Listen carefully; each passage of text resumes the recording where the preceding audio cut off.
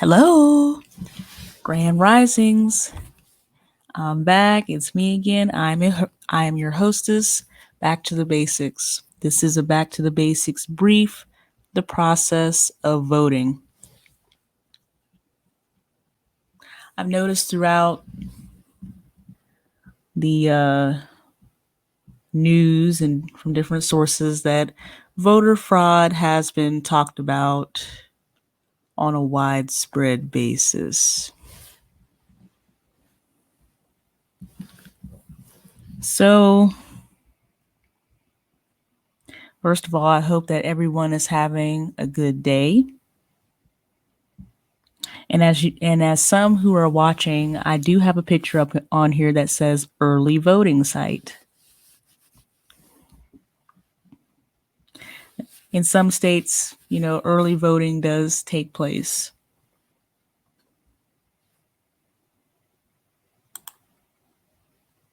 Let me take this down off of here. So, I was thinking about voting. Of course, the 2000 election did come to mind, but also the 2004 election.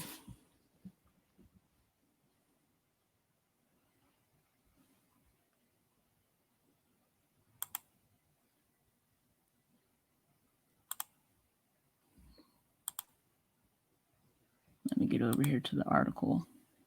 Okay, so this article from the Los Angeles Times was written on December 8th, 2004 by Nick Anderson.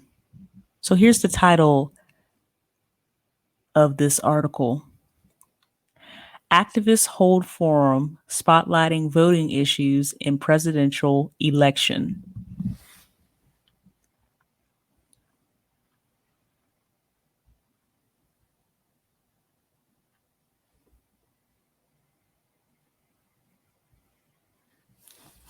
So here we go. While President Bush secured his re-election with a 119,000 vote victory in Ohio, voting rights advocates dwelled Thursday on a statistic they said told another story.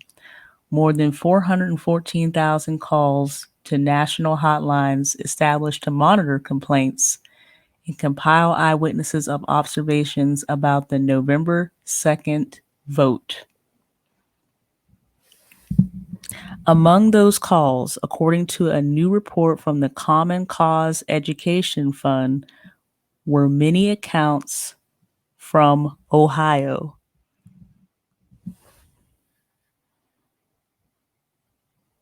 A woman in Miami County took her registration card to a polling site, the report said, but was forced to use a provisional ballot even though her address was current.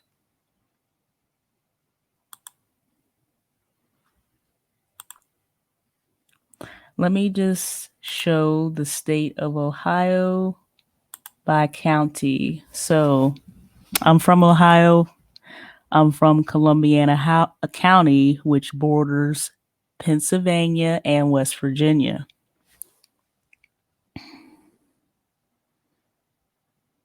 So Miami County is pretty much, going towards not quite bordering the next state, but close.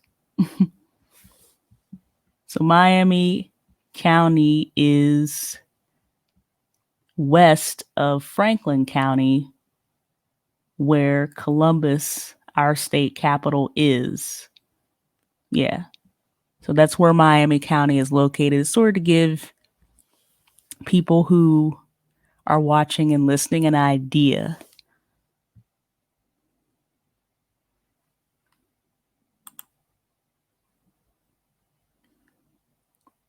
Let me get back to the article.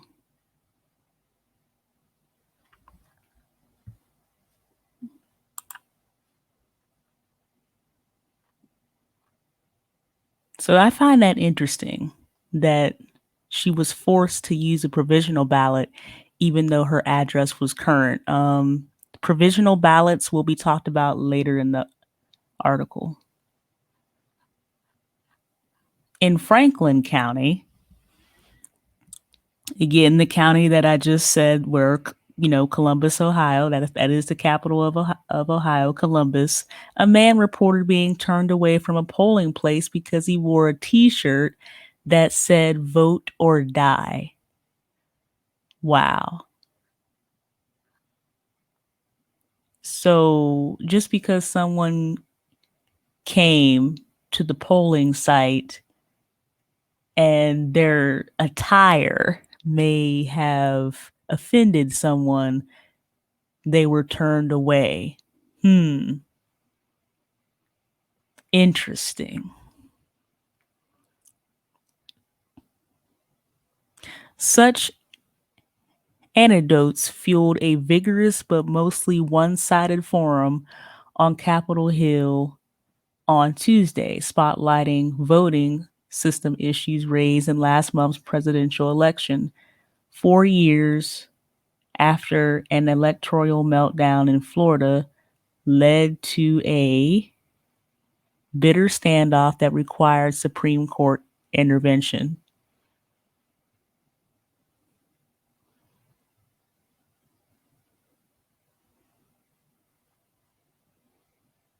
Of course, that would be referring to the 2000 presidential election with the whole recount.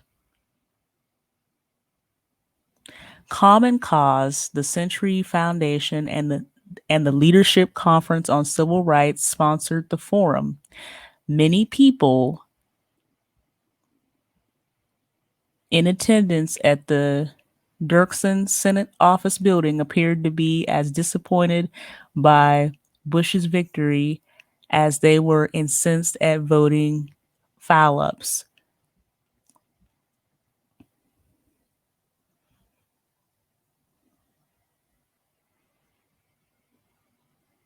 So here, this is just me.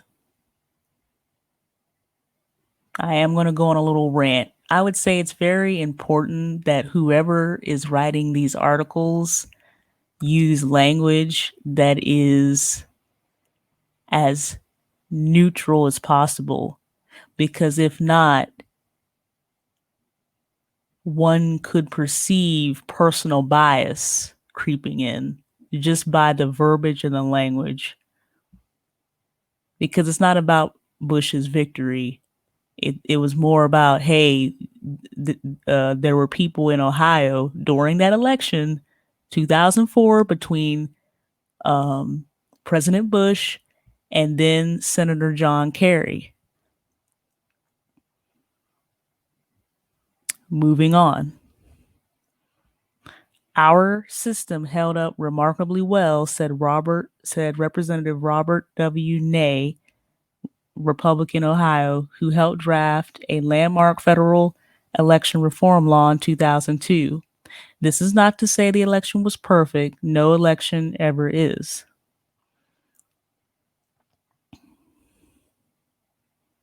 Ney told the forum that Congress would continue to push for improvements in voting systems. We are under no illusions today that our election reform work is finished, he said. White House Press Secretary Scott McClellan said Monday that the presidential voting was widely perceived as very free and fair. McClellan's assessment came the same day that Ohio's Republican Secretary of State certified Bush's victory by a margin that had shrunk somewhat after provisional and absentee ballots were counted.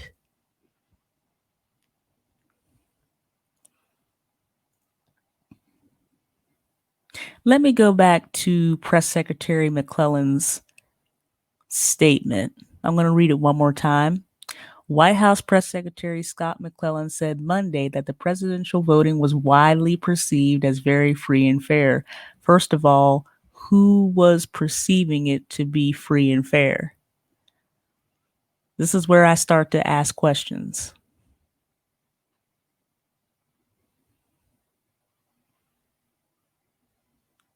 Back to the article. Unofficial returns on election night had Bush winning the state's dis- decisive 20 electoral votes by a 136,000 vote margin over Senator John F. Kerry, the Democratic nominee. The final tally, which still is subject to a recount, had Bush up by 118,775 votes, or about 2%, or about 2 percentage points. Still, forum sponsors said Tuesday that widespread accounts for frustrated would-be voters showed that much remains to be done to restore confidence in a system shaken by the 2000 Florida recount. Now, I'm going to read this previous sentence again just for effect. Still, forum sponsors said Tuesday that widespread accounts from frustrated would-be voters showed that much remains to be done to restore confidence in a system shaken by the 2000 Florida recount. In my note, I stated I perceive that the would-be voters may be people whose votes were not counted and or people turned away or not registered.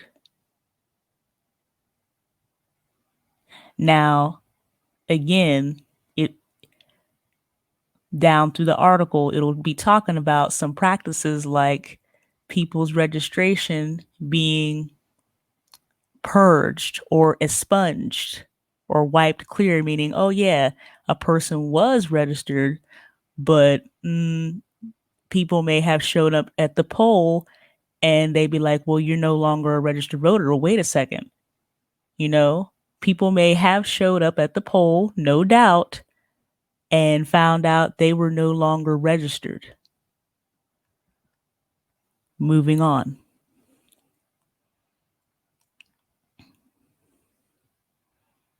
It is clear that voters still face problems in getting to vote and have their votes counted, said Wade Henderson, executive director of the Leadership Coalition for Civil Rights, a Washington-based organization comprising more than 180 civil rights and affiliated groups.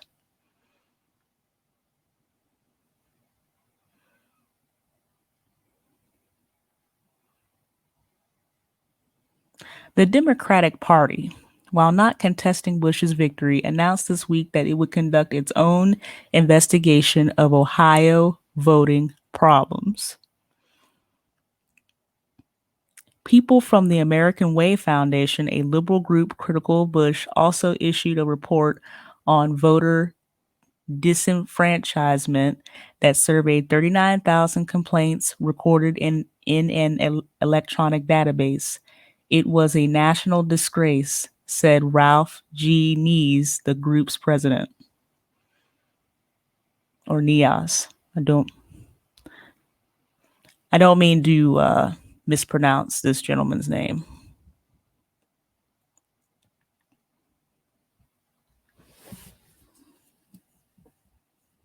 Again, this is just my opinion. The author of this article, Mr. Anderson, it appears that he may be showing personal bias because it says a liberal group critical of Bush.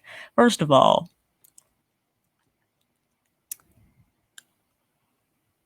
presidents, this is what I've noticed. Presidents get credit for things that are pretty much may or may not be in their control, and they also get criticized for things that happen that may or may not be, within their control. For example, gas prices. And or, like, for example, COVID-19.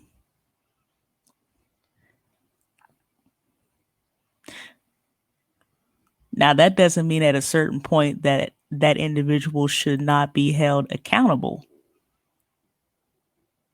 But he's the president of the United States. Well, he was, should I say. He's a former president of the United States. So,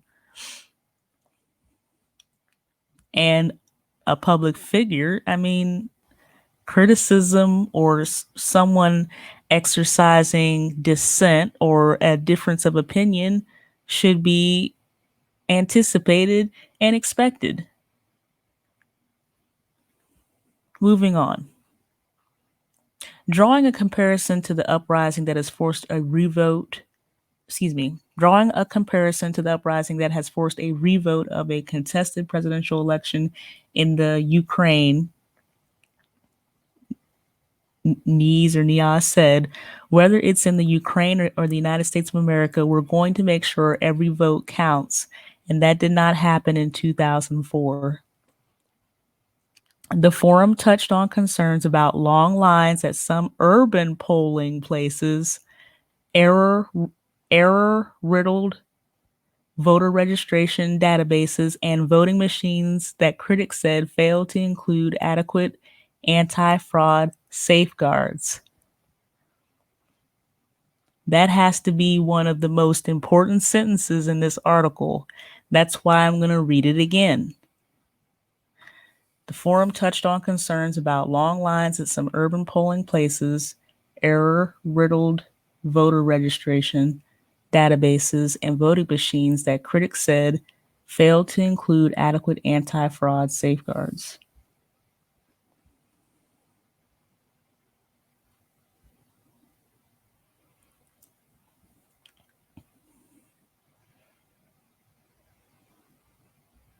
There were also much talk about provisional ballots, which Congress required in the 2002 election law.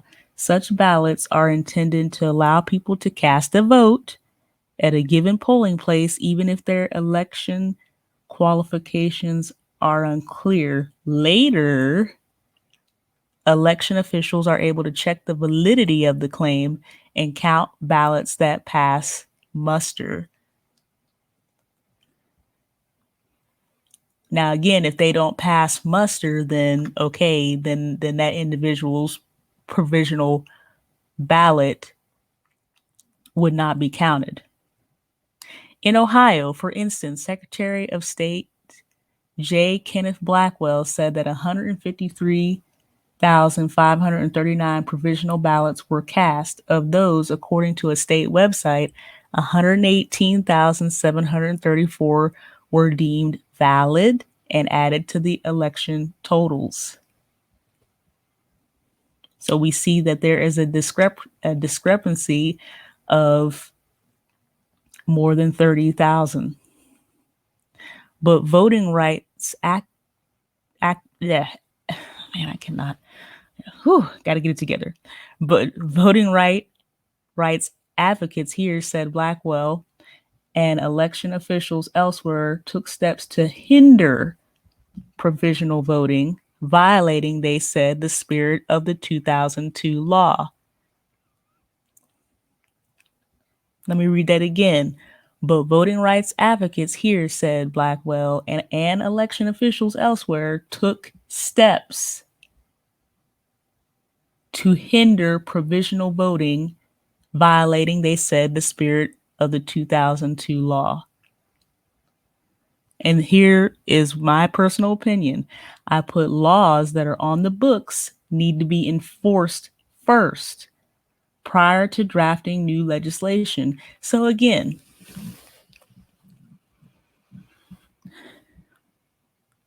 okay, there's a law, but then it's not being enforced.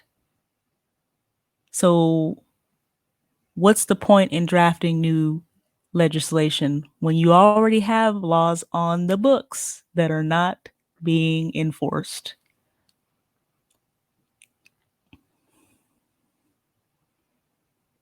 In Philadelphia, for example, some voters were sent to police stations to cast provisional ballots. House Minority Whip Steny H. Hoyer, Democratic from Maryland, told the forum, clearly an intimidation, he said. Could you imagine going to the police station to cast a provisional ballot just to vote in an election?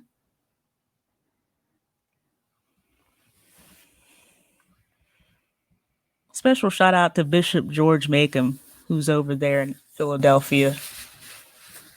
Boots on the ground. Much respect to you.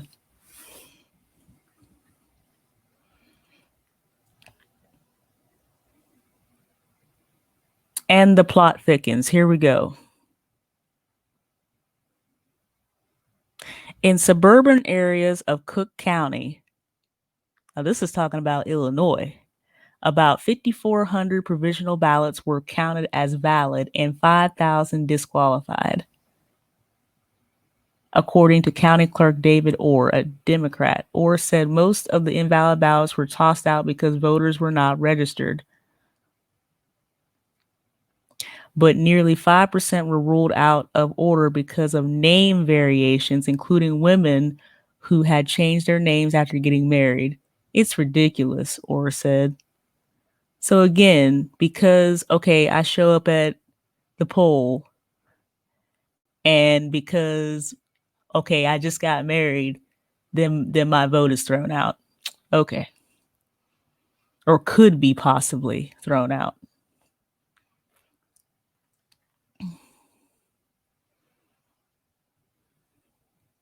Other panelists told of familiar election complaints often occurred in areas with large minority populations, including bogus leaflets and automated phone calls meant to confuse voters about where and when they were supposed to go to the polls.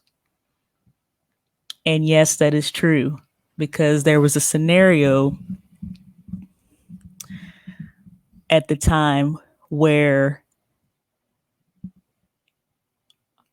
our poll site used to be a school that is no longer in Columbiana County. But that was a polling site for years before they tore it down. And I remember in one particular election, it's real interesting if an individual did not show up to their assigned polling site, they could also be turned away. And yes, I'm talking about in Ohio. So if I'm given the wrong information about where to go, as far as, okay, you're in this district, so you go, okay, you have this address, okay, so your polling booth is blase blase. And then let's say I get incorrect information and I show up at another poll, I may be turned away and most likely will be turned away. Just saying. But I find that interesting how, again, that this is all occurring in areas with large minority populations. So let me scroll back up through the article here.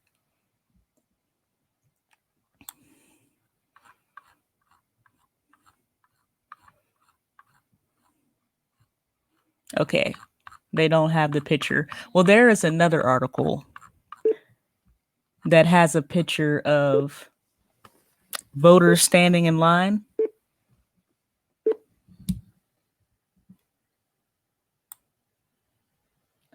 And it's in Cuyahoga County, which is home to Cleveland, Ohio. And let's just say there is a large Black population. I'm not even going to use the word minority. And there's really no doubt in my mind that these shenanigans occurred in Cuyahoga County. Okay, now we're at the end of the article here.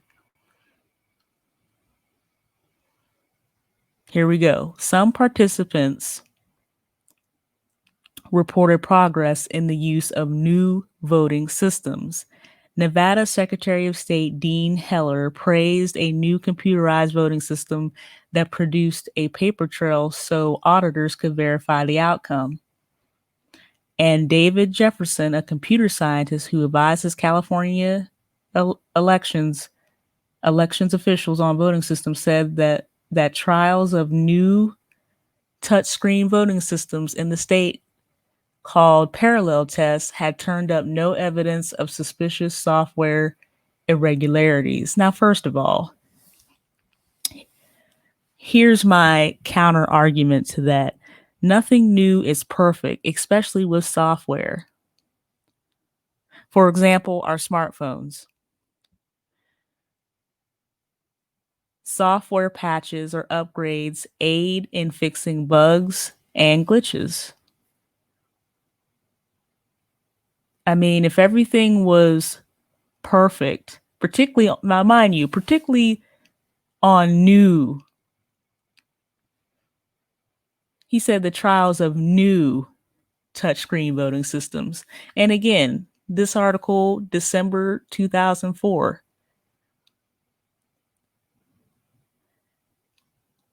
The country, we were just transitioning from the hanging chads, as they called them, back after the 2000 election that unfortunately I couldn't vote and I wasn't old enough. I was 14, but we were just transitioning from the paper ballots to electronic. And this person has the nerve to say, oh, there's no evidence of suspicious software irregularities. Well, that's not true. That can't be true. That's just rhetoric to fit the narrative.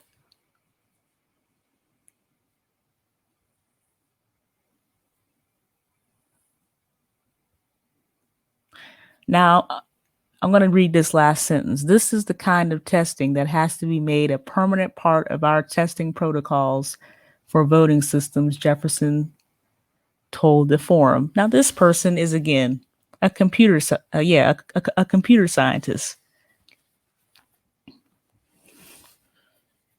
So, of course, it has to be permanent. We can't go back to paper ballots.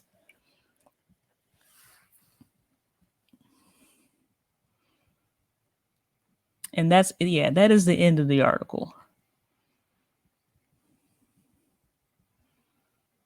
Shout out to the LA Times, for the offer, for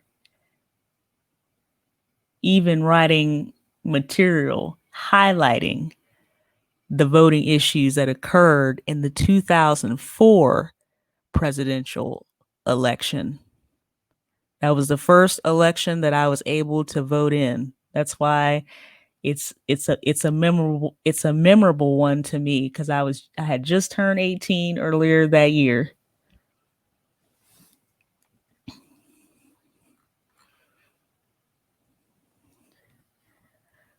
So, why did I choose this particular article? Because some people bank on us forgetting.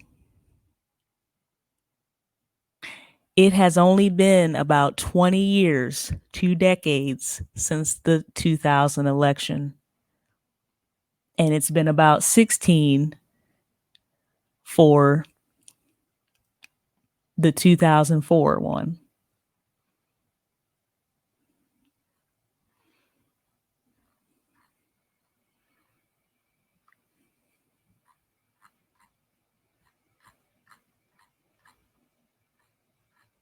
Now, I can only speak for Ohio. I know that we've been doing the 28 early voting for a minute now. So I can't speak for the other states.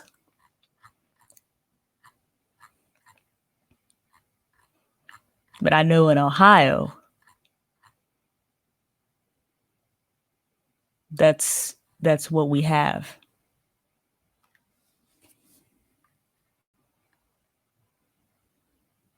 And I also wanted to highlight this article because, again, certain individuals have been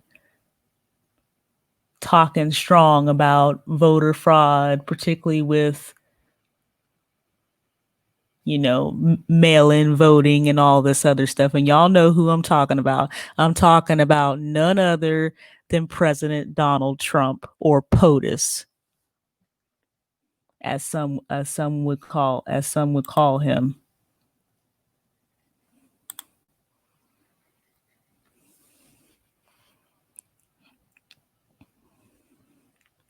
And this is why I chose this article to show you, first of all, to remind you all, because hey, for the people who are in Ohio, y'all know what I'm talking about is true. There is a lot of shenanigans going on with those new computerized voting machines in 2004.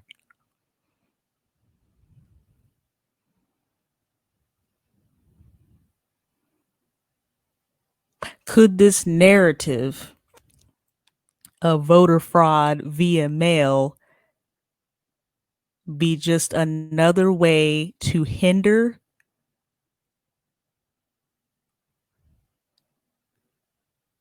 voting?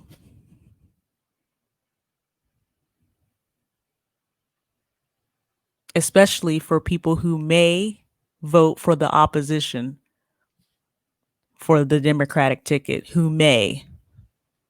Me personally, I'm a registered independent. I think both of y'all on both sides are ate up. That's just my particular opinion.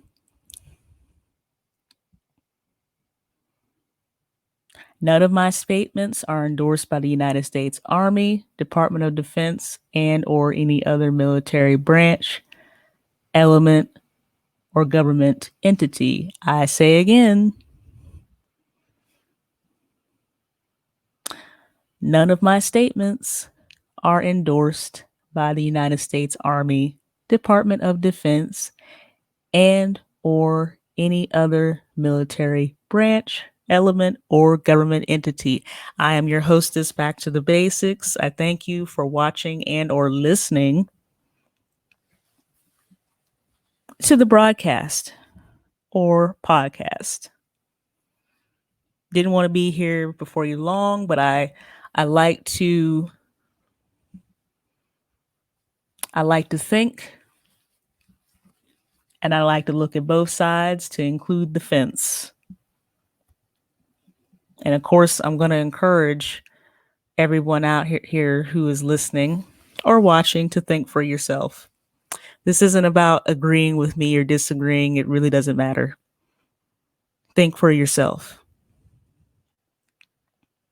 The Most High be with you. I love you as a sister. The Most High be with you to lead, guide, and protect your footsteps. I'm gone.